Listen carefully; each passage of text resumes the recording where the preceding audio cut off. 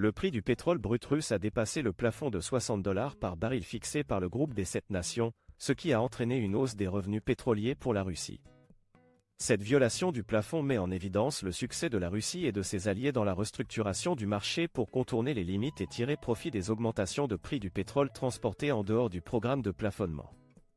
Alors que le plafond a été introduit par l'Alliance occidentale pour restreindre les pétrodollars affluents à Moscou et garantir l'accessibilité du pétrole russe aux marchés mondiaux, la conséquence non intentionnelle de la violation est la possibilité d'une augmentation des prix mondiaux du pétrole.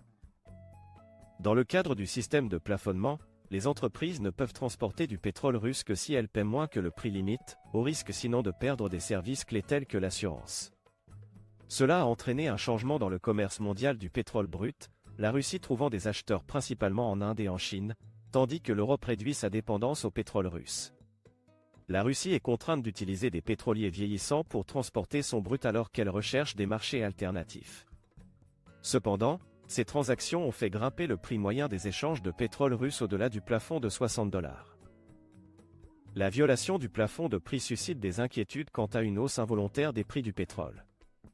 Les transporteurs et les assureurs pourraient hésiter à accepter des cargaisons russes qui dépassent la limite, ce qui resserrerait l'approvisionnement et pourrait faire monter les prix mondiaux.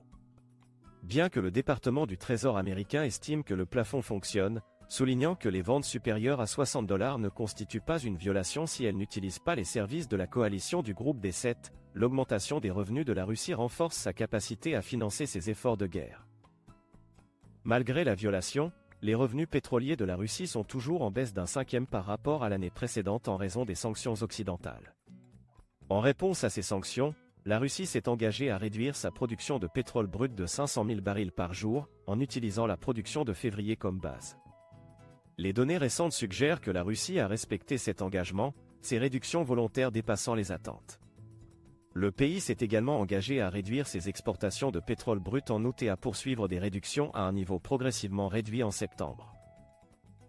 L'Agence internationale de l'énergie, AIE, attribue la solidité du pétrole brut ural de la Russie aux tensions d'approvisionnement pour les qualités acides dans le contexte des réductions de l'OPEP+. De plus, les raffineries russes connaissent une augmentation de la demande après une période d'entretien saisonnier. L'AIE prévoit que les restrictions à l'exportation imposées par la Russie soutiendront davantage les prix.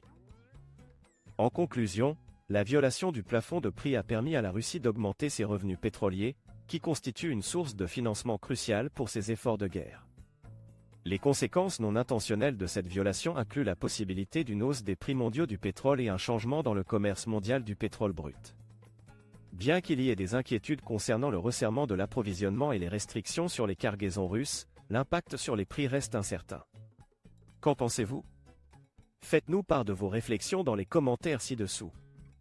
N'oubliez pas de vous abonner à notre chaîne YouTube et de partager cette vidéo sur les réseaux sociaux avec d'autres.